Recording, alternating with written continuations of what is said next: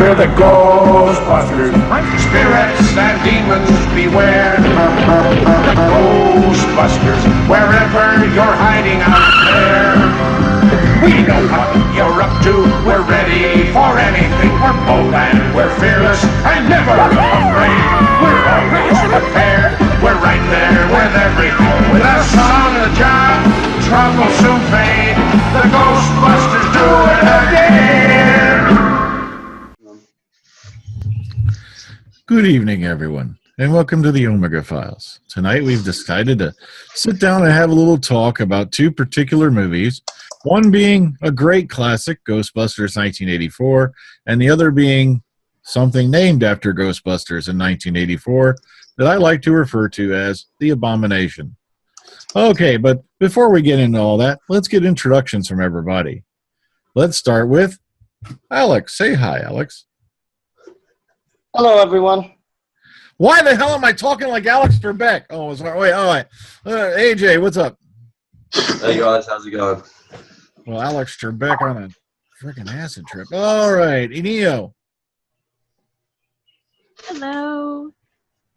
Philip. Hi, everybody. Graham. Cats and dogs are living together. Get ready for hell. William. Hey, now. How you doing, everybody? Susie. Hello from sunny California. And Beefhead. Once again, I'm communing with spirits. Okay, so once again, Hollywood has reached into its little grab bag, and rather than go out and do something original, have decided let's do the safe route once more, and let's try to revive a franchise that was, pretty much dead a long time ago. But, oh well, we can use the name to possibly sell it, maybe do a few cameos, and go, oh, look, here's our movie. Look how original and brilliant we are. Oh, wow, we gender swapped the main cast. How original, yeah. But, okay, I'm going to start with you guys and let you guys take off on it. Do your own comparison, contrast, whatnot. Let's start with William this time. William, you start us off.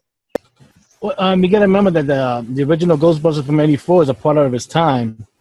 But you could tell, like in the beginning, when the lady was in the library, it almost started out like a little bit of a spooky movie. And then, of course, the comedy came later on. While the new one in 2016, in a way, thankfully, it did not follow the original plot. It had its own sort of plot because the girls were friends in college. And then one of them was selling a book to pay for equipment that she needed and all that. And then, of course, the other one didn't get her tenure in college. And so they got together like that. And, of course, the last member of the team, she came in because she experienced the ghost at her job working in the train station. While in the original Ghostbusters, he came in because there was a job application in the newspapers. And I know in the original one, there is a more coherent plot with the Gozer and all that, the gatekeeper and the key master and all that. But what's weird about the 2016, in my opinion, it's not a bad movie, but it screwed up a little bit because it should not have been a rehash of new characters. What they could have done, very simply, is have all the girls be children of the original members of Ghostbusters, and that there was no more Ghostbusters because of reality TV and all these ghost shows and all that made people not believe that ghosts are real anymore. That could have just those two little things could have been added to the 2016 and still have more respect to the original one, except for having them come in as cameos and all that. Later on, I go nitpick between both of them in sort of way. I kind of sort of agree. I think it would have been better if they just said, okay, these gals came along later, revived the business because maybe there was something going on where there was no ghost activity. Therefore, the original Ghostbusters went, tits up and took on water and went away. So, and I think that would have made it a much better movie. But okay, let's keep going. All right, Susie, your turn. Well, I was a fan of the original movie. I was not the fan of the original movie. I was not super fan, but I loved it. I loved the fact that there were so many iconic moments in it. There was the Ecto one. There was the the fire station that they changed into to the new Ghostbusters headquarters. I loved Annie Potts as Janine, and I loved the whole the whole mise en scene of the movie. It was really, really good. It was a really, really good film. I agree with what William just said in so many ways. The reality ghost shows like Ghostfacers. I mean, even the fictional reality ghost shows like Supernatural and things like that. I mean, they could have totally, referenced that and made that into a thing. I agree. That was a really brilliant idea, William. I liked the new one. It was interesting. It didn't have iconic moments though. But once again, New York was a main character, even though it was apparently filmed somewhere else, and you'll probably hear about that later. But it was really interesting. I loved the repartee, the back and forth, the banter back and forth between the ladies. That was great. It was really reminding me of the original, but even it was a bit more authentic. It felt like to me the way the ladies were relating than the way that the original character that the 1984 characters were relating. But that's just the way it seemed. And but I also really liked the special effects in the 1984 one. I actually liked them more than the special effects in the 2016 one, because they didn't do much to change. They didn't add much to it. Anyway, that's what I've got for right now. Thanks.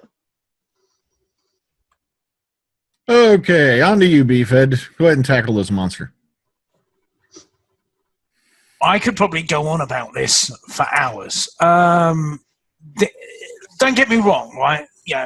This new movie, it's not going to destroy your childhood. It's not going to leave it there crying in the corner, sullying all your memories of what happened before.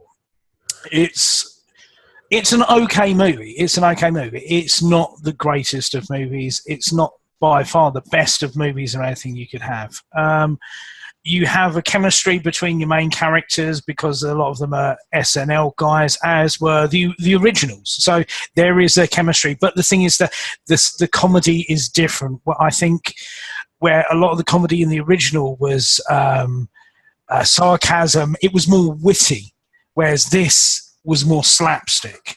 And that's where I think there's a lot of differences. I completely agree with the point that Will made. And I think that's why they struggled to get it being made for such a long time. There were talks of trying to do a Ghostbuster core. There was going to be a set of new girls, a set of new guys, and there was going to be the old team ultimately. And what this would have been, for me personally, perhaps if it was a passing of the torch movie, that would have been a better thing. As it happens, we've just got what we've got because it's easier to make a gender swap reboot than it would be to do something like that, principally because Harold Ramis has died. So you can't do that now. That option has gone. Also, like Susie said, like with Woody Allen movies, New York is as much a character, and virtually the whole of the original movie was filmed in New York. This one was filmed all in Massachusetts. And the special effects, the original, I do agree, were better, to be honest with you. It's a case of this one, they've gone all out to really grab the attention. Instead of, they think bigger. is the only way that you can go in this movie. So every ghost has to be bigger on a giant scale, and big isn't necessarily what you need. That's not what made the original work. It was the chemistry and, you know, the reactions of people. This new film was just lacking real focus. It was too many bits of string flying around that weren't tied together and connected together properly, which is why for me it was a big disconnect. I did like it overall, but it's struggling on a lot of points, and we'll get into it as we go on. But it's you can't compare the two really, because one is that level, and today's one is just a product of the machine, so to speak. It's okay, but it's easily forgettable. For those people who've been waiting a very long time for a Ghostbusters fix, this will make you happy, but I don't think it will have the longevity that the original had. Very good points. Very good points. All right, let's move on to Lady Neo. Go ahead. Oh, it's been a while since I've seen the first Ghostbusters movie, but I still remember it. I still remember when they're all in the library and the ghost comes out and they're freaking out and I think they get slimed. I was just like, I remember that. And how long has it been since I've seen that movie? Right? The new one. Do you know, I just watched it a few days ago and I almost barely remember hardly anything about it. But it's still there in my head because I do remember certain very nice parts. Anyways, that was the end credits. Anyways, compare. Oh, really? If you do compare, is it bad? Yes. It's not horrible. And I know some really horrible movies. This is not horrible, but it's like right between horrible and so bad that it's almost good. But there's a ton of Easter eggs, so there you go. For now, anyway. All righty. Let's move on to Philip. Go ahead. Shoot, Philip. Okay. Do you know what? As much as everybody's giving the new version a bit of a slap in the face, I kind of think it's there to just for you to sit, kick back, eat your popcorn, and enjoy the ride for what it is. I mean, fair enough. It doesn't really balance out against the original Ghostbusters, whereas the original Ghostbusters is a product of its time. Back then, when I saw it, it was the wow movie of the day. Now it's a bit dated. This one's a new wrapped up gift box for it. It's fun. I mean, I'm not bothered that the leads are now females in the role, but they still give you something to laugh at.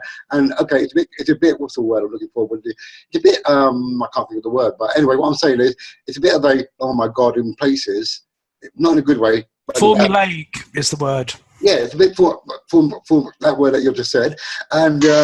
I can't say it, my mouth is twisted, but I did like it. If I had to choose which two I enjoy the most, I would have to say the new up version one is fun. I do like it a lot, and they gave it. They gave it their all, and it works for me. I mean, just because it doesn't match up to the old version, it doesn't have to. It's a movie in its own right, and it's made in its own way. That's what it's all about. Alrighty. Now, Graham, go ahead. I'm going to concur with a lot of what Beef said. These two movies technically are a byproduct of the types of comedy that they try to put across and set in their own relevant time periods. I'm going to lay my cards on the table right away. 84 is the superior movie. 2016, there's a lot wrong with it, but it's no god awful. It's no Trolls 2 or Jaws 4 bad. And you've got a lot of... You mentioned those old ones. How about last year's Fantastic Four and Gem and the Holograms? There's another two. It's no way in hell is it as bad as them. Okay, the main issue with this is Ghostbusters. It's a nostalgia thing for a lot of people, and thanks to Hollywood and their infinite wisdom and other evergreen, ruin the money type thing. You know, everybody assumes that their childhood's getting absolutely butt raped. But no, that's not what's happening here. My main issue with this movie, when it comes to the 2016 one, isn't even the cast. It's the directing and it's the editing. Some of it is way bad, and there was just parts of the movie where you thought it was as if they didn't know what to do with the budget for parts of this movie, because as the guys have alluded to, some of the effects were decent and some of them were god awful. And I'll give them at least a wee bit of praise that they tried to tell a wee bit of a different origin backstory for the team in 2016. 84, what can be said? It's just a comedy classic, and it will forever stand the test of time. This one, will anybody remember it in 5 years? Probably no. But they'll make a sequel anyway. Welcome to Hollywood. Yep, I agree with you. I think they're going to pump out a sequel now just to prove a point. All right, and Alex, your turn. Okay. Yeah, I'm not a fan of the new movie. I tried watching it 3 times.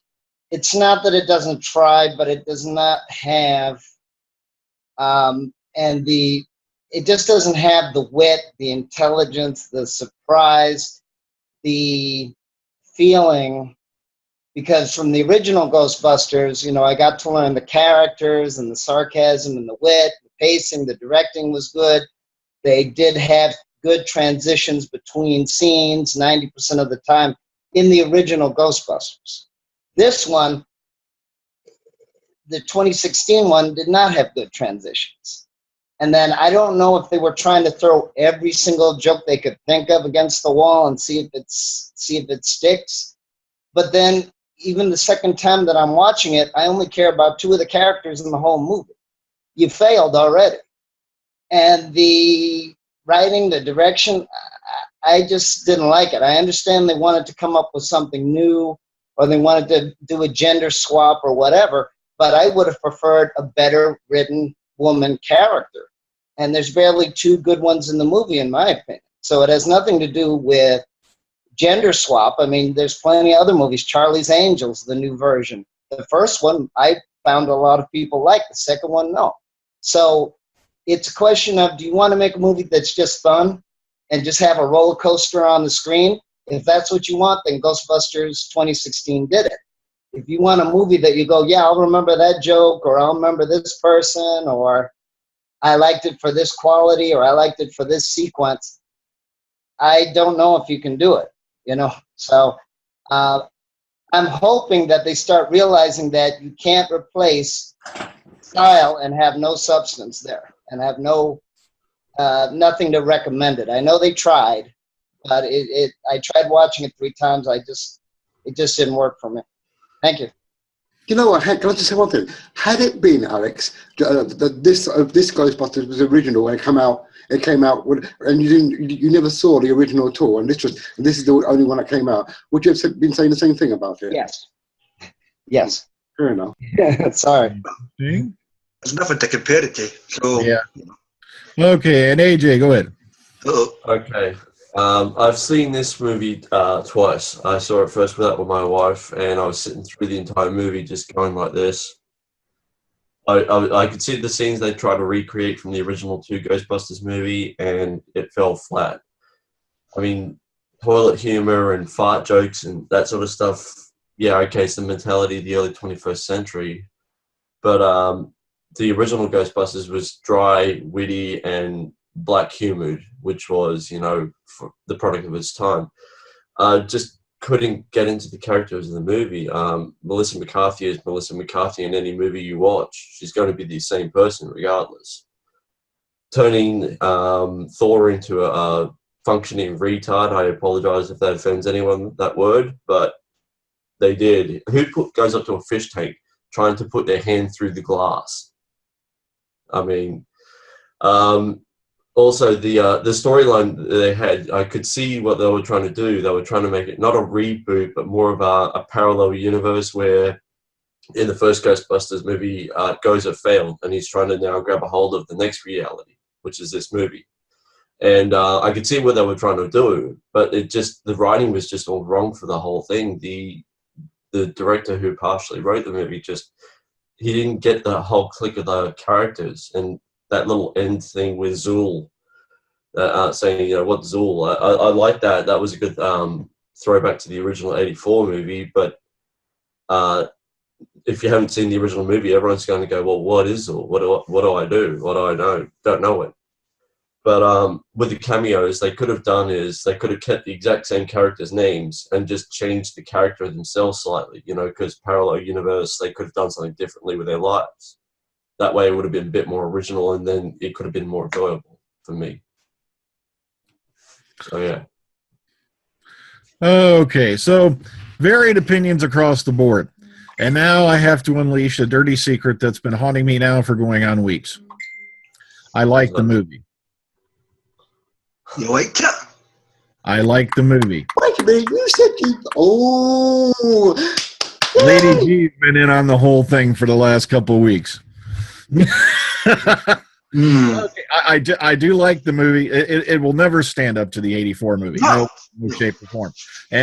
But like I said, the main reason I like the movie is, yeah, all the characters were, you know, kind of, but come on, you really got to hand props to Kate McKinnon. Oh, hell yeah. Yes. Her character of Holtzman made this movie for me. I agree.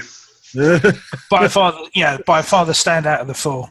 Yeah. It was definitely the standout. She's the reason I kept watching this thing to the end, just so I could see what the hell this crazy bitch is going to do next. I'm like, you're right. You know what? I actually replayed that scene when they're in the firehouse and tapping the Chinese with the Botox. Oh yeah, yeah. I think I must have replayed that about 20 times. There, just busting my gut laughing. You know, like the '84 movie to me is the one that's always going to stand the test of time. It's one of those classic comedies that, you know, is going to be there forever and ever and ever, like Blazing Saddles, Caddyshack, Stripes. You know, that whole era of comedy, you know, all those movies just stand out, and you can still watch them today and laugh your ass off. This movie, I agree with most of you. I don't think anyone's going to remember it a couple of years from now, to be honest with you. It's just going to be Ghostbusters 2016 footnote. That's going to be about it, I think. Well, I think that will build itself up when they come out with more sequels. Then you'll have a talk. The thing it hasn't made enough money yet to. The thing is this. There was going to be a continuation movie. It was in production at around the same time this one was, but unfortunately the death of Harold Ramis pretty much killed it. And also there was a whole lot of other stuff going on behind the scenes where this thing had been dragging on apparently for years. But like I said, if you want to blame anyone for the fact you didn't get a Ghostbusters 3, point the frickin' finger at Bill fricking Murray. Because he's the one who sat there and would not sign off on a sequel for going on 30 years. Then all of a sudden, oh, now I want to sign off on one just as they're bringing out another Ghostbusters movie. Sorry, too late. And then Harold Ramis dies, double too late. Dude, go back to your hole, suck your thumb, and imagine what would have been if you just got off your stubborn ass and quit being Mr. Actor. Mm-hmm. I'm not kidding. He did a couple of these little highbrow pictures, and suddenly he thinks, I am now an actor. And he refused to do a sequel. But like that didn't get lost in translation. And Jim Jarmusch is a great filmmaker, but he did need to come back and do another Ghostbusters. Yeah. Hold on. Go ahead, finish. I'll come in. That was when they did the first set of movies, they decided to split the rights between the three principal actors, Murray, Aykroyd, and Ramis. And I don't think Hudson even got a cut of it as far as I know. And like I said, what really doubly pisses me off is the role of Peter Venkman wasn't even written for frickin' Bill Murray. It was written for John Belushi. That's what I was going to say. Yeah, they brought in Bill Murray after John Belushi died before pre-production began. This is the funny thing. When you watch the 84 one, I'm watching Bill Murray as John Belushi. But if you hear the jokes and the way he does mannerism, that's some of the stuff he would have done, Belushi would have done. So and then he would have stand out as from the form team. If you notice it, Bill Murray like sort of stands out. It would have been Belushi. Yeah, but like I said, I can't fault him that much because of the fact that he did take the role and he did make it his own, and I still enjoy the role of Peter Venkman. But like I said, if he hadn't been a stubborn ass for going on 30 frickin' years, you would have had a Ghostbusters 3 over a decade ago. Well, of course, with all, Brian, he also was in the movie Wild Things, even though I did enjoy that movie and I enjoyed his character. It was more for comic relief. I mean, even though I like Bill Murray, he's been in a lot of comedy movies and comic parts. I understand he wants to stretch, but Yeah, because Aykroyd and Ramis had a script already ready and written, I think, over a decade ago, if I remember right. Yeah. They were up his ass to put it out, and he was so scared that it would damage his career because of the flop of Ghostbusters 2. And the problem is, the big chunk problem with Ghostbusters 2 was, let's put it out on the same weekend as, if I remember, I think it was like Batman and Indiana Jones and the Last Crusade. Not a good move. I don't know who the hell was scheduling that movie. They should have been taken out in the street and smacked stupid. To be fair, 89 was a jam-packed year. It didn't really matter when you would have slated it. Yeah, come on, Indiana Jones and the Last Crusade. You honestly think you stood a freaking chance? No. Because I remember, because I saw Ghostbusters 2 at the theater. It was me and 5 other people. Everyone was in line for the other movie. That was the year of Batman, yeah. Yeah, well, not and forgive me, not just Batman, but License to Kill and a lot of other movies too. Nobody remembers License to Kill. That's one of the better ones. Nobody. I'm saying that a lot of movies drowned other movies out that year. Yeah. Yeah, but nobody remembers Timothy Dalton as Bond. I have to struggle to remember that. But I do. Quite liked the View to Kill. Oh, well. Yeah, that opinion varies as well. But let's open up the floor. Come on, anything anyone want to get off their chest? Let's throw it out. You have to give props to the newer movie, because they did give you cameos from certain people from the older movies, which is a good movie. That's the last one. I'm not. I'll give them that much. Yeah, they did give them cameos. I do appreciate the fact they did do that, and they did give them some pretty interesting, clever ones. And Easter eggs and the same ghosts and stuff like that. And they killed off Bill Murray character, so. Yeah, you know what? No. You know what? I'm surprised he signed off on that, but I'm kind of glad he did. He's not dead. Yeah. He's not dead. His character didn't die. It did? Did he die out that window? They threw him out a window. No. The book they talk about at the beginning of the movie? Yeah. You can actually buy that book, and Bill Murray's character. That's the foreword. Yep, he does the foreword. His character survived the fall. It was part of. It's written on IMDb. It's part of the movie. He survived the fall. Wow. Okay, that's one of them. That's weird. Maybe we're going to get that in the extended edition then, because That's when things get a bit meta. I mean, one of the things that I struggle with, I don't know how you guys feel. I mean, if you want to put like your 4 Ghostbusters against your new 4 Ghostbusters, you can say Melissa McCarthy being Melissa McCarthy, but she does have, I would guess, if she's going to be any character, she's going to be the Ray Stans character. So you do get the same idea of the childlike wonder, because that's how Dan Aykroyd did the original character. There was that sort of childlike aspect to it. I love the Holtzman against Egon, because you get the idea of the intelligent tech guy, where he's quite reserved but very dry and very sarcastic. She's batshit crazy. I'm sorry. I love the bit in the hotel where she does the Glenda the Good Witch, come out wherever you are. That's really good.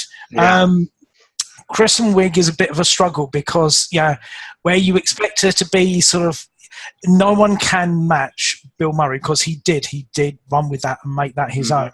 He ad-libs, and so much of what is in the 84 movie is ad-libbed. What he does engender that infection, because you just have that wise ass quality that everyone loves. The problem that I do struggle with, and if you are doing a movie which is gender swapping or doing it, that is Leslie Jones's character, to be honest with you.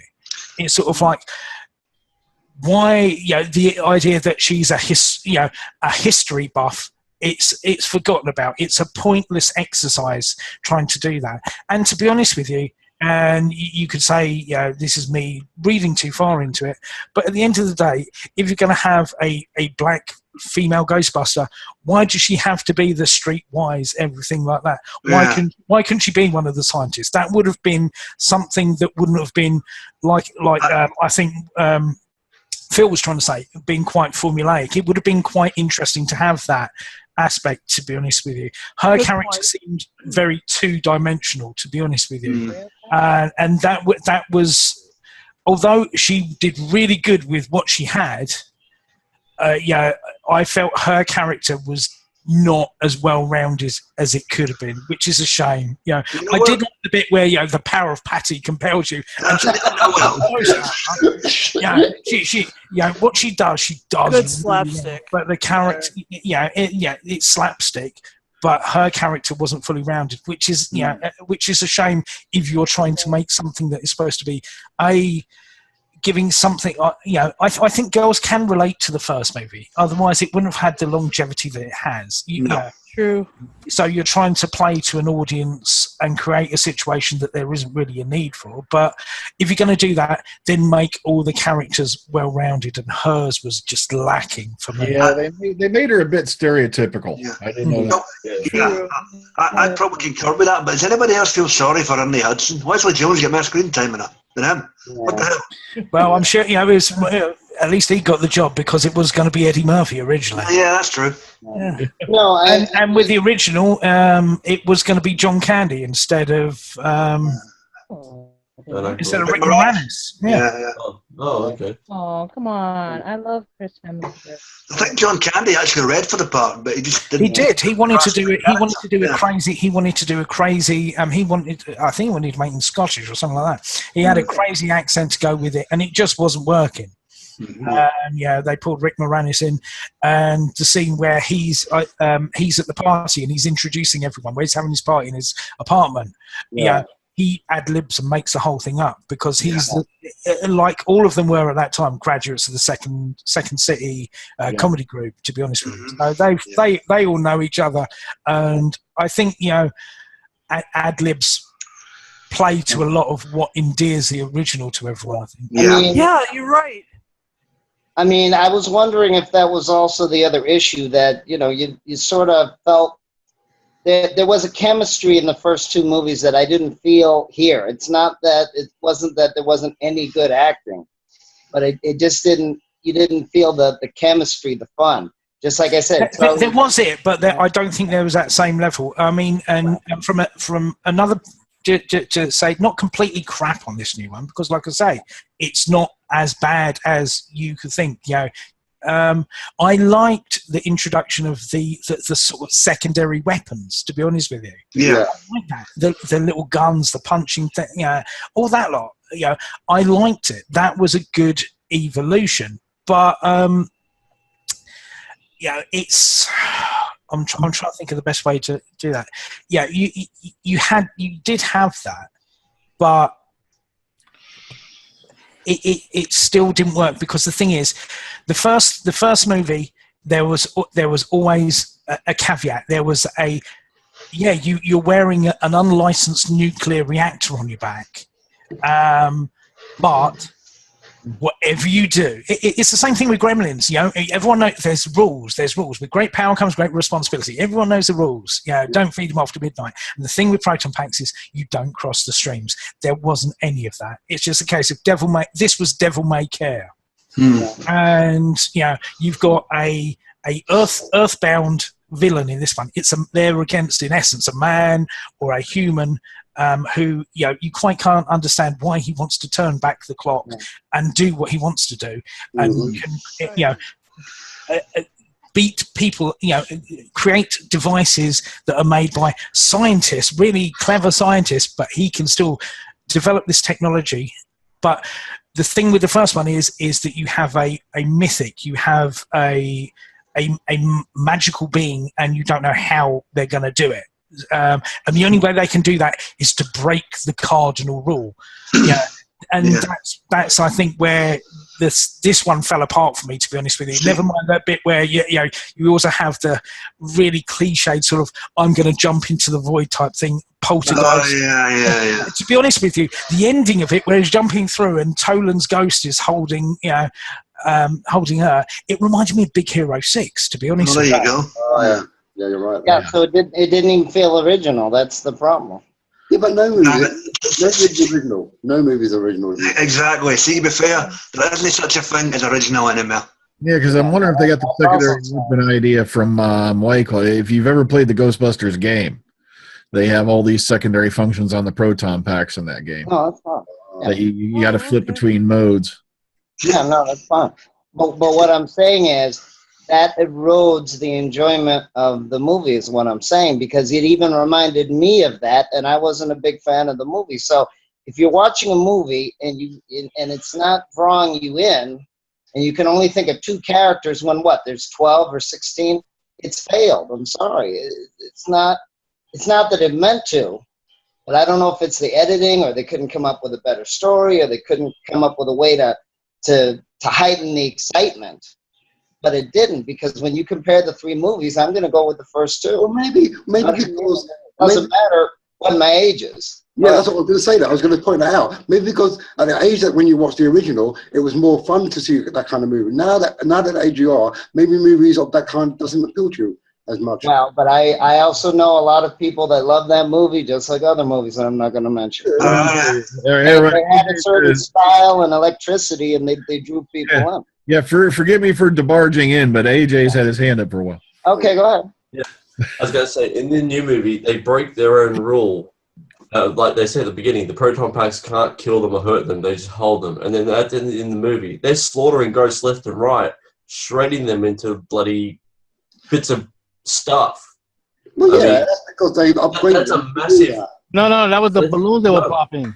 That was bones. No. There was. Remember the Penny? She had a shredder. She was shredding ghosts. The chipper. Yeah. You can't kill a ghost. It's energy. You can't destroy it or kill it. It can only be transferred. That's right. Physics 101. Now you're thinking too much into it. Yeah, no. A bit of fun. Don't get me wrong as well. You know, we hold that original in high regard, but you have to remember this is a film that was like casual smoking and inappropriate blowjob joke. Do you know what I mean? Exactly. Yes. Right. By no means is the original perfect. You know, and like he did call that EPA agent a dick. So you know. Yeah, exactly. And remember, if all else fails, tell them about the Twinkie. Yeah. Yeah, there were definitely scenes in the original that I really, really favor over the new one, and such classic stuff that you're never going to see again. It's just magic on the screen, man. What's weird is that when the 2016 movie ends, you see that dance scene with Chris Hemsworth with the way he had the middle. I was shocked that they didn't put it in, not even a minute or two of it. I mean, I remember that dance thing is very long. So they could have just shortened it and not cut it all out. That makes no sense. Yeah, that I file that under confusing edit, because to me it's like, why did you put that at the end and not some of it during the movie? Go ahead, Grant. You know what? Confusing. I thought it was the best part of the movie. All right, behave yourself, you pervert. Let me talk. The thing is, right, while we're talking about Chris Hemsworth, good old Thor himself, I can see AJ's point of view, dumbing them down, fuck, it's 2 planks of wood, all the rest of it. But I quite enjoyed them to a degree. I think had he remained that way all the way through the movie, it would have got irritating as hell, which is why in the second act you had the whole part with him getting possessed to try and spice it up a little. In the event never be a sequel, does he maybe bang his head and get a bit more intelligent? You can't do that. We just finally got him working the phones. Well, there you go. I mean, at least that'd be somebody the Kristen Wiig character can keep staring at, because that's what she thinks of him most of the movie. Yeah. But it is nice to know that Chris Hemsworth can do some comedy. Yeah. I love that. But he's outside on the bike, he's like, hey, come on, guys, I can be a Ghostbuster. Get inside, And that's it. They throw the sandwich, and someone throws the sandwich back to him. It's all like, yeah, come on. Yeah. Where did you get that? Yeah. Can I ask, did anyone else struggle with the authority figures in this as well? Oh, yeah. Because the thing is, in the original one, they were the kooks. Everyone was complete disbelief. and they see the mayor. They get locked up in a mental asylum. No, they got arrested. They got arrested in the second one. They got put in the mental asylum. Yeah. And I wish, to be honest with you, they had Topher's Spirit Guide in the new movie. That would have been a nice callback that they missed, to be honest with you, because there has to be a point of reference. But it did. It lost a bit, and it seemed sort of like bolted on when they went to go and see Andy Garcia's mayor, because they're sort of like, we're completely cool. Ghosts exist. There's no no evidence for it whatsoever. But we're accepting the fact that ghosts exist, but we're just going to just make you out to be fakes. It doesn't work, to be honest with you. The original one, it was a case of it's bureaucracy. Bureaucracy was an enemy in itself in the first movie. And the thing is, they could have just done that again. They could have had a peckerhead in this one, to be honest with you. But that female assistant to the male, she could have been that pain in the neck for them. Yeah. Right. Yeah. You know what? No, I mean, that's one of the best lines of Beef is when Bill Murray says, Lenny, you would have saved the lives of thousands of, millions of voters. Yeah, whereas this one, it's like you don't want to be the mayor. You don't want to be the mayor in Jaws. Yeah.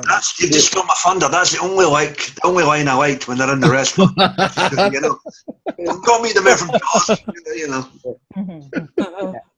Also, one thing I did like about the '84 movie over this one, was the buildup of the big threat. You had that whole mythos that was built up about this guy named Shandor. He went out, he built this building, extremely peculiar construction, and it turns out to be the threat. And they just didn't have that with this one. It was just, the villain was something I really didn't appreciate about the new movie. I liked the new movie, but at the same time, the villain was kind of lame. Yeah. The typical, the oppressed nerd thing is getting old. I like the part when she licks the gun. She licked the gun, yeah. It won't go away. I just had to say it. All right, I suppose nobody's mentioned them yet. I suppose we better touch upon it. Slimer. He's got a wife. Yeah, Slimer gets another half in this movie. Now, at first I went, "Oh, that's ridiculous," but when I watched it back, I thought, "Well, at least it's original." It's like Slimer rides again. I mean, At least he's having a good time. Well, that was their tribute to John Belushi, to be honest with you. In the original, he was the tribute to John Belushi. This was, at least they brought him back because he's such an integral part of it. And I don't think he got short shrift, to be honest with you. Yeah.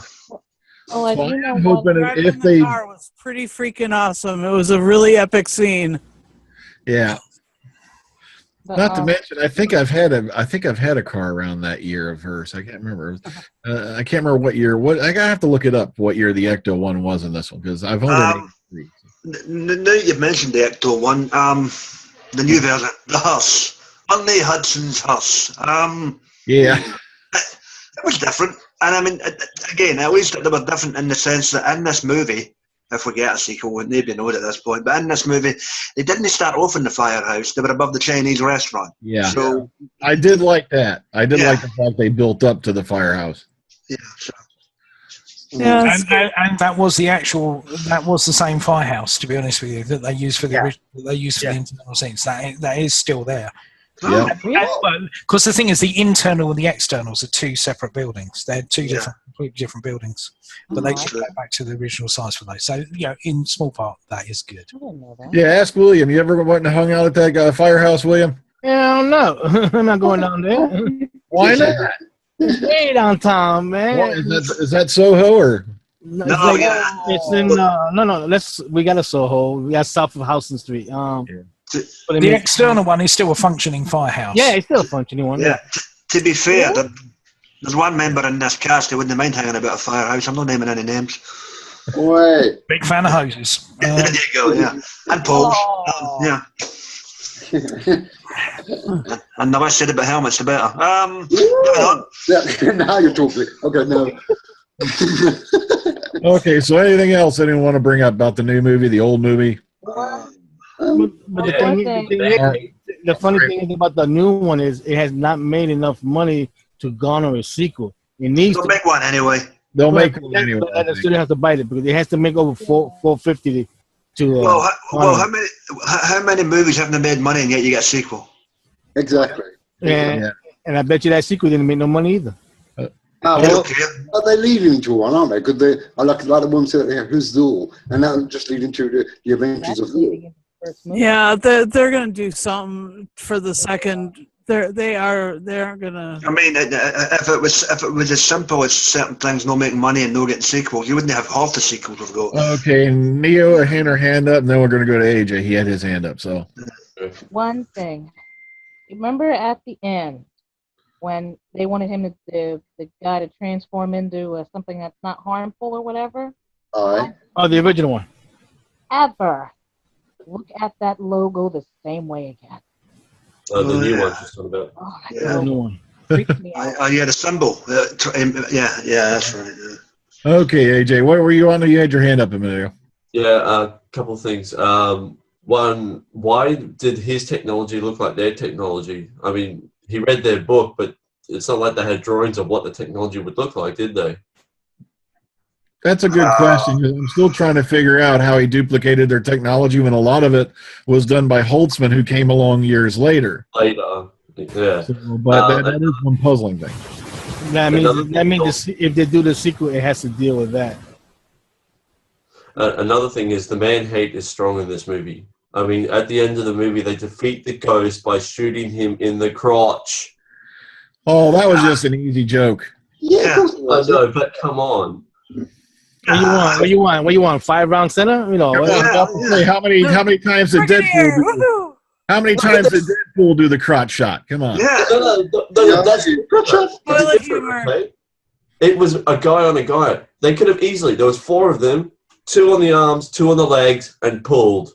Yeah, but they want because he's holding him. The thing was holding himself and being dragged into the thing, so he's holding on to. So they thought, lose his grip, shoot him in the bollocks, man, and that's it. Done. Go for the weak spot. Yeah. Okay, all right. Well, then last one. The building got destroyed when the vortex opened. Okay, they closed the vortex. The building came back. That's no different for Christopher Reeve Superman bringing back the Great Wall of China. Suspended I have to say, Ghostbusters 2, the Statue of Liberty was suddenly magically back on. Yeah. We don't know what happened. We don't know the time difference between the end of that and that last scene. Oh, you're looking AJ, they're too deep, man. You're too deep, AJ, man. It's only a movie. I know it's only a movie, but there's got to be a little points of logic. I mean, come on. Yeah, I mean, it is too much by the seat of the pants. And I understand the first movie, is a little dirty as well. But there was a point to it. And there was people that were with it. You're worried about one building being sort of like magically repaired, yet the whole city was almost semi-destroyed in this movie. And yet you're not saying nothing about that. Come on. No. I'm talking about where the vortex was, that hotel. It got destroyed as the point. The whole city was wrecked at that point. Which, if any of you were being observant, that is the same one from the most recent American Horror Story, The Internal. There you go. Oh, what, Cortez? Yeah, the Mikado Hotel that's in Ghostbusters. Yeah. Yep. But yeah, I'll give you one last thing as well. Obviously, some of you we've been talking about the special effects that are associated. Yeah, they've gone out with this one, and it's a case of going for a bigger scale and making everything bigger. I have to sort of say, in my opinion, and I think Susie and I think a couple of the other guys have alluded to it, I have much more affection, and I think the effects are better in the original, and they were all practical effects. The ghost, the librarian ghost, the purple lady that you see in the first movie, that's the second one, because the first one was deemed too scary. Where she changes in the first movie, that's the second one. The first one was deemed too scary and ended up being used in Fright Night as the main ghost that you see on the theatrical poster for it. That's where that model ended up getting reused. And that is actually genuinely scary. That is genuinely scary. That first opening scene to it is really, really excellently done. And everything else, apart from the really dodgy overlays where you have the dogs moving and everything like that, the close-up stuff is all practical effect, and it looks and it works so much better. This movie is, the ghosts are on a small scale, but by the end of it, you want on a big scale because they go up on top of the building. This one, it tends to go in reverse. The ghosts are big, but instead of going up, they go down. So they're in the subway. They go to the basement of the hotel. Yeah. And it's trying to a certain degree for me, feel like they're trying to be opposite to get away from the original movie. But the thing is, it casts such a big shadow, you can't get away from it. And that's part of why I think this movie will be won't have the same longevity, nowhere near the same longevity. I think it'll be a footnote. Here's the thing. You mentioned the effects. The first, I'd say, 40 minutes of this movie, any time you saw a ghost, it was nothing but blue. And I'm going, have they not got any colours for other ghosts in this movie? It was a lot of blues and a lot of greens. Finally, we got some other colours, but I'm like, what are you spending the budget on with the CGI, some of this stuff, man? I'm like, I mean... Yeah, they did go overboard a little too much with the CGI and the effects in the new movie. I'll give them that. You know, compared to the old one where you had to do everything all practical and old school, I think the effects in the old movie were better. Respect. For me, the ghost special effects, they reminded me of the Scooby-Doo live-action movies. Yeah, that's true. Certainly the metal concept, yeah. I would say you're right. I would say you're right. There may be a tad above that, but the same scale model, yeah, you know. Yeah, they were just hideous. But what can you do? Time marches on, and unfortunately, Hollywood has locked itself into this never-ending cycle of remakes. Yeah. Join us in 2 years, folks, when we compare 2 and 2. Yeah. And that's the problem with films these days. You're going to forever be, as Brian just said, comparing remakes with the originals, and that's not fair. That's because there's no original idea left, man. Therefore, retool it, rejig it, and slap a sticker on it. Yeah, but therefore, whatever remake's being made, try not to look at it as to compare it with an old thing. Just look at it for what it is. Well, Phil, the problem with the reason you can't do that is that every time you surf through a movie channel now, movies have got to have a freaking year on them. There were aspects of innovation, like I said, the sidearms that were good in this new movie, and had perhaps they had done a third movie with the original cast and everything like that. Ironically, the budget that they wanted to do a third movie was what in this day and age, the budget for this movie. You know, there were aspects of innovation that worked, but the rest of it was a case of trying to do the opposite, and it just seemed tied on. It seemed bolted on. It wasn't coherent. It wasn't coherent. Alex said the same thing. It's true. They were going for set pieces, and when they tried to stitch them between it didn't flow well, and that was the problem. It didn't flow well. It didn't flow like the first movie did. I will say that much. Yeah. And there were a few definitely confusing edits here and there, and they could have been better on that front. Well, well, we've bashed it, we've smashed it, we've loved on it, we've hated on it. And let's put this sucker away. I pretty much already know what my rating on the classic is. It's always going to be 10 out of 10 for me. Yeah. For the 84 one. But okay, let's hear what you guys have to say about it. Hear your comparison. Say final thought and a rating. So let's start with AJ. All right, for me, the original 10 out of 10. I watched this movie so much, I actually wore the videotape out. That's how much I watched it. The new one, I'm going to give a 4 out of 10, and that 4 out of 10 is 1 point for each of the classic cameos. That's it. Okay. All right, Alex? Like I said, I watched it twice. I tried to watch it a third time. I'm going to give it basically, a 4, and that's only because I cared about maybe 2 of the characters in the movie. If somebody gave it to me for free, I would say keep it. So, the original is what I want, and I think they did it right. All right, Neo, go for it. Well, the original, of course, for me is going to be a 9.5 out of 10. The newest one, I can't give it lower. I can't give it a 4. I'm going to give it like 8, like 8.5, because of the Easter eggs all the cameos. Slimer, because of the secretary. That's two for the same person. Well, I don't care. Oh, and that girl that was with the flamethrowers. Love her. Yeah, Holtzman is played by Kate McKinnon. Yep. All right, Philip. Well, you know what?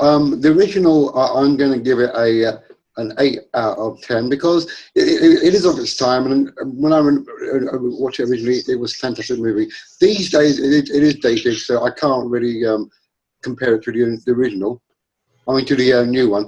For the new one, I'm going to be with. I'm going to get down with the women and burn my bra and say I'm going to give it a 9 out of 10 because it is good, and I'm giving it a chance basically because no one else will. Okay, Graham. There's always a token opinion in the room, isn't there? For me, the original 1984 classic, always will be 10 out of 10.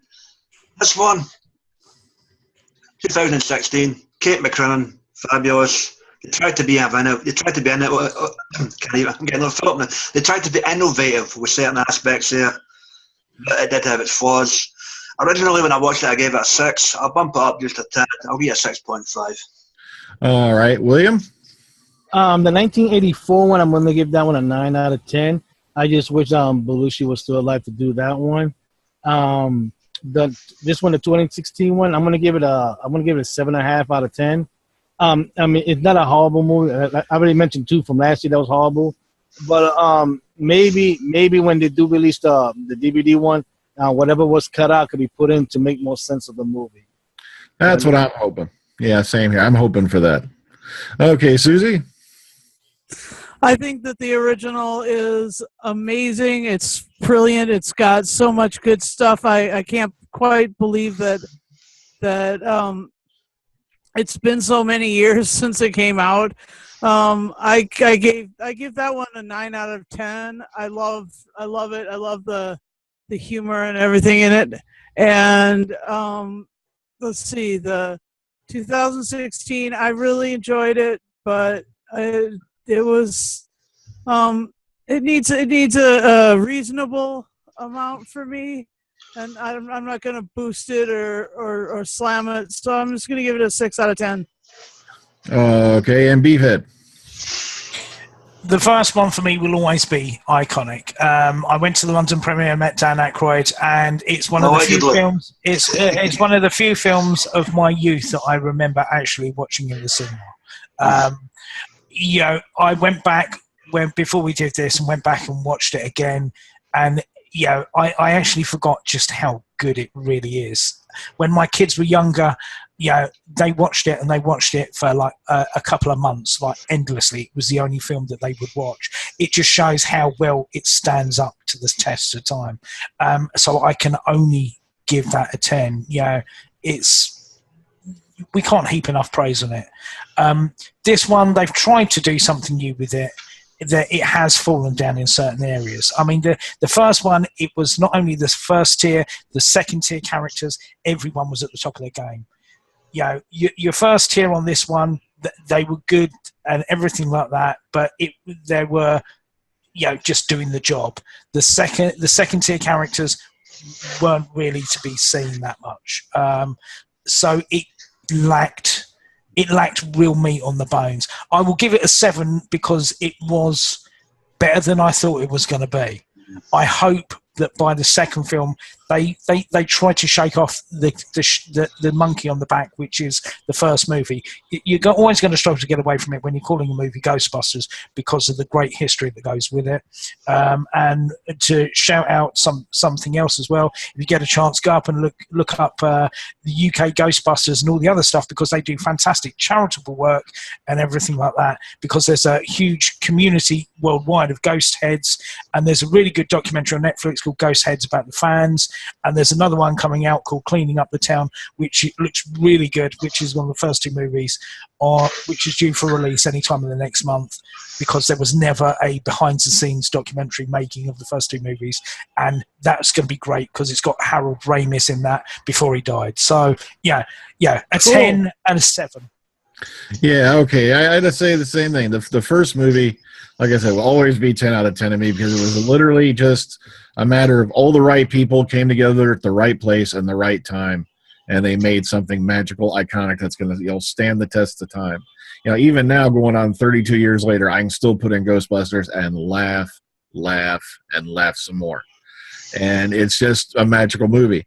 This one, 2016, I don't think it's going to last that long, to be honest with you. I think it's going to remain just a product of its age.